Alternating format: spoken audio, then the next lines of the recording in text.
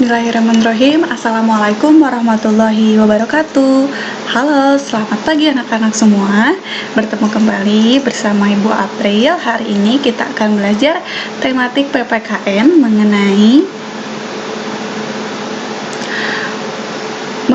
sikap patuh aturan dan melaksanakan aturan yang berlaku baik yang di rumah maupun yang di sekolah.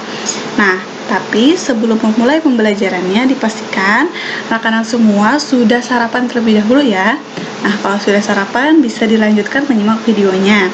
Tapi seperti biasa, sebelum mulai pelajaran juga kita harus berdoa terlebih dahulu. Silahkan untuk berdoa di rumah masing-masing ya. Baik, kita lanjutkan. Hari ini kita belajarnya itu pasti ya, tadi kan sudah disebutkan pembelajarannya itu mengenai sikap patuh aturan yang di sekolah dan di rumah. Jadi kita akan mempelajari hal tersebut dan kita juga akan lebih memahami kenapa kita harus patuh dan lain sebagainya. Nah, jadi semoga dengan anak-anak menyimak video pembelajaran Ibu hari ini akan mampu menyebutkan sikap patuh aturan apa saja yang ada di sekolah dan yang ada di rumah. Lalu anak-anak juga bisa membedakan mana hal-hal baik yang harus dilakukan dan mana hal-hal buruk yang tidak boleh dilakukan karena tidak sesuai dengan aturan. Tapi sebelum dimulai lagi pembelajarannya lebih jauh, juga Ibu mau menanyakan sesuatu. Di sini kan ada sekolah nih, pasti anak-anak semua tuh kangen banget bersekolah seperti biasa. Dan mungkin ketika pernah ke sekolah suka melihat ada tata tertib, ada aturan-aturan. Kira-kira kenapa sekolah itu harus mempunyai aturan? Ada yang tahu atau sudah tahu jawabannya?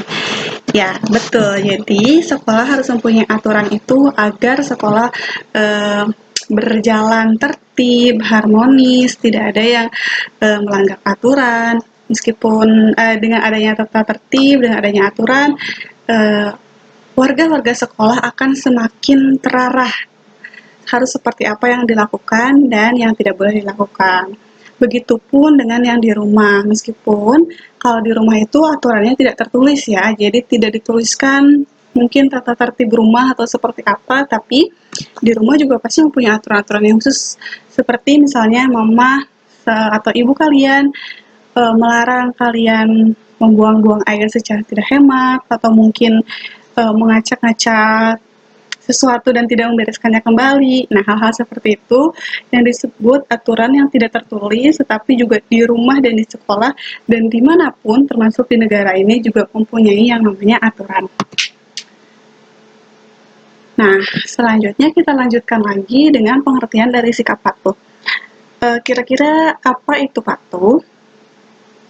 Jadi, patuh itu merupakan sikap mentaati, bersikap sesuai dengan aturan, dan juga tidak melakukan aktivitas yang memang melanggar aturan-aturan yang ada. Jadi, kita harus benar-benar sesuai ya dengan apa yang harus dilakukan dan dengan apa yang tidak boleh dilakukan. Seperti kalau di sekolah, kalau misalkan tidak boleh membawa benda tajam misalkan, ya itu kan tidak boleh dibawa, berarti kita harus sesuai aturan. Atau mungkin tidak boleh berkata kotor di sekolah, kita juga harus mentaati hal tersebut karena aturan juga akan turut mendisiplinkan kita dan menjadi pribadi yang lebih baik lagi.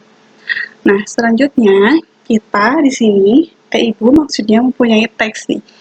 Nah, karena anak-anak kelas 2 ini katanya membacanya sudah lancar, jadi kita baca bersama-sama ya teks berikut ini. Pada waktu istirahat, Siti, Dayu, dan Beni bermain di lapangan. Di dekat lapangan, ada kolam ikan kecil. Siti dan Dayu sedang mengobrol.